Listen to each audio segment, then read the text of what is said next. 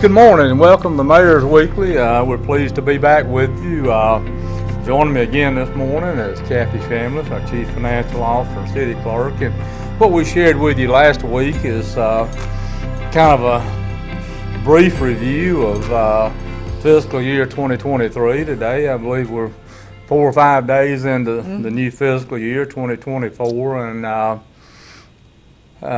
for Kathy and for a lot of folks, a lot of work goes into the financial side of preparing and managing the city for a new fiscal year. And Kathy gets started probably in late July and works with our department heads. And Kathy, the first thing I will mention, we know that fiscal 2023 is a good year. We don't know exactly, and I think I've said that before. And to the casual listener, they might say, well, you guys don't really have a good handle on what you're doing if you don't know. Well, I mean, that'd be reasonable to think that way. But talk just a minute about why we don't know exactly how well we did. Well, Mayor, first of all, there's a lot of money coming in, and we're spending a lot of money. Yeah. But so, we don't always know how much sales tax revenue we're going to get. It goes to the state of Alabama, and then the state remits it to the city. So. And that remittance could come after the close of the fiscal year. Is that right? It does, and the same is true with our bills that we're paying. The department heads are buying things right up till September 30th, and we don't always get that information in here until days after that. Well, Kathy, what I've observed, and this is not any lack of effort on your part, it takes time for that to happen, and generally you're prepared to close the books on the year probably 45 to 60 days out after that. So it's not we just looking the other way and don't know. No, sir. We don't have the information that you have to have to bring it all together. And right? that's exactly right. And I mean, even with paying our employees, they've earned wages right up to September 30th. Well, their paychecks for those wages may not come out until a week and a half after that. So all that's just, we're just having to wait until we get all the information. Kathy, and you've seen it in recent times, and I've seen it as I've observed governmental entities or whatever, and I think I characterize it this way: problems, unchecked decline, if you will, expecting what you don't inspect, and you and I both know unchecked decline, expecting what you don't inspect, about 99% of the time will bite you. Somewhere down the road. Yeah, and more times than not, it'll come sooner rather than later.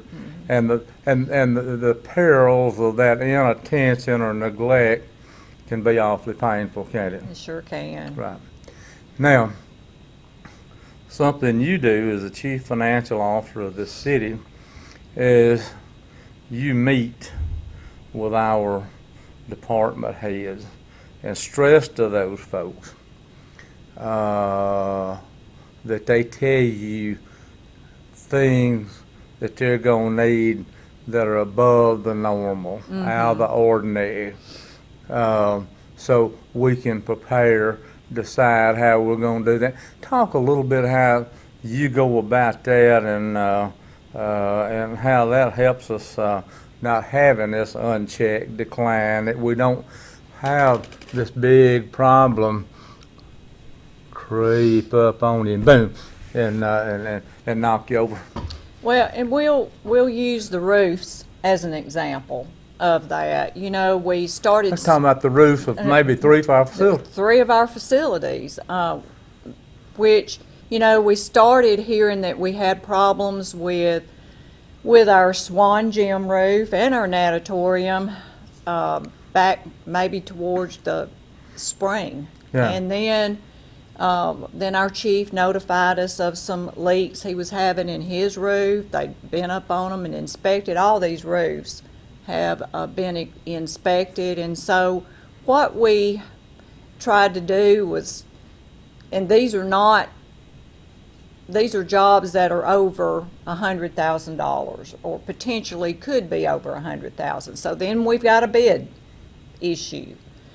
So we've tried to take each one of those projects, get them looked at by as many people that's in the business of being able to redo those roofs, and, you know, take their knowledge, use one of our engineers that we also use from time to time to work with those individuals. Because, Mayor, what we really want to be sure of too is when we are able to get all the information that we can get on the facility, that we put a bid package together, we're in compliance with the law, and that we get the job that we are paying for, which is very important to try to make sure that those roofs are taken care of for quite some time. And so it's just a process. It takes several people working together, and you know, we feel like the natatorium roof and the Swan Gym, we're ready now to get those repairs made, and then we're beginning to work on the police department. Well, Kathy, you know, I'll take a very simplistic look at things, and I believe that if you can anticipate a problem or a need, the greater the chances of being able to deal with that need or that problem on your terms. It's analogy I use is like the battery in your automobile. You can anticipate the battery going bad and having a replacement, or you can have the unchecked decline I'm talking about, and it will go bad while you're in Birmingham and know what. And so and then you deal with it on the battery's terms. Well, for sure. That's right. So as we look at these things, and I think you refer to these larger projects as capital outlay projects. Is that right? They're capital outlay projects. We try not to pay for those in the general fund, and the reason for that is you don't want to have big capital projects one year and nothing the next. You're looking at that data and it makes no sense to you. And so, or to people that may be looking at your financial statements, it's better to move that money out of your general fund and into an area that pays for that. And Kathy, one of the things you heard me share with the group just a few days ago is when you see all the roofs of buildings in the city, or all of your police cars, or all of your street department equipment wearing out at the same time, more times than not, that's indicative of poor management or financial hard times. You know, you should never be in that predicament. You know, rather than having to buy 10 police cars in 1 year, you ought to buy 3 every year. You can digest that a lot better, can't you? Certainly can. And so we seeing that, but we're improving on that now. You know, a couple of major projects that we're looking at. I keep using this term, unchecked decline. You let it go, and you'll deal with that problem on the problem terms and not yours. Our Civic Center is getting some age on it. We know that the heating and cooling system in that building at this point is going to cost over $1 million to replace. Is that right? Yes, sir. We had an estimator come in, take a look at that, and that's what they've given us, over $1 million. But there may very well be a way that we can, maybe in fiscal 2024, that we do a piece of that and maybe a piece in 2025. Another major project that's out there, again, unchecked decline, the Industrial Parkway running from Highway 118 down to White House Road or down to Cracker Barrel whatever. That road was built by the state of Alabama, and somewhere along the way, that road was conveyed to the city of Jasper, where we took full responsibility. Yes, sir. Right. And so what we know, if you drive it, the wear is becoming very obvious. We had our engineering firm take a look at that maybe a year and a half ago, or maybe a little longer. And then the cost to resurface Industrial Parkway is a couple of $1 million. Well, you look at the Civic Center, heating and air conditioning, probably over $1 million, $2 million in paving. Again, unchecked decline. If we didn't anticipate ways to do that, we could be looking at a $3 million expenditure at one time. Right, which, is just, you try not, you don't want that to happen if you can help it. There's so many, fortunately, we could survive if we had to. But many political entities, that'd be a backbreaker, wouldn't it?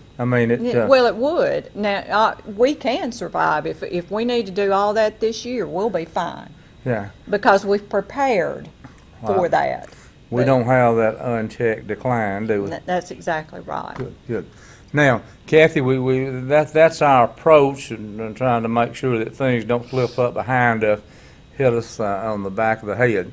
But Kathy, as we look into fiscal 2024, you get your information from department heads, looking at capital outlay and that sort of thing. Some of the things that you have planned for in 2024 may happen, may not happen, but things that we think we need to do. You comment on any of those, Kathy? Well, we know that we're looking at purchasing some additional playground equipment for District 5, one of the parks in that district. We will be finishing up pickleball courts in that area as well. Of course, our pickleball courts that we're building at Swan, we'll pay for those in 2024. We've got the West Jasper grant we're finishing up this year, should be finished in October. We're going to start a sidewalk project, Mayor, on 69, and finish up the sidewalks on 19th Street across the railroad tracks. We'll be doing that this year. We hopefully will finish that access road at Sonic in 2024. I think we've just got a lot of good projects for 2024, and we should finish Share Auditorium in 2024. So it's going to be a good year.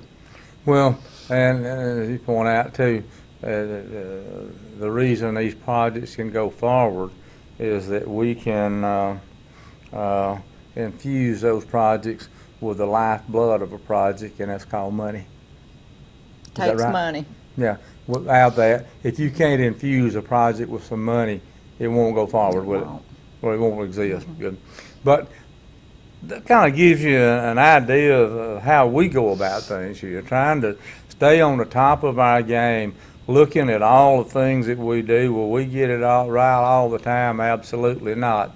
But to allow something to decline to the point that it negatively impacts the reputation of your city or whatever, that's just totally unacceptable in this mayor's way of doing business, and we work diligently to make sure those things don't happen. But if you have questions along those lines, let us hear from you. We always look forward to answering your questions, and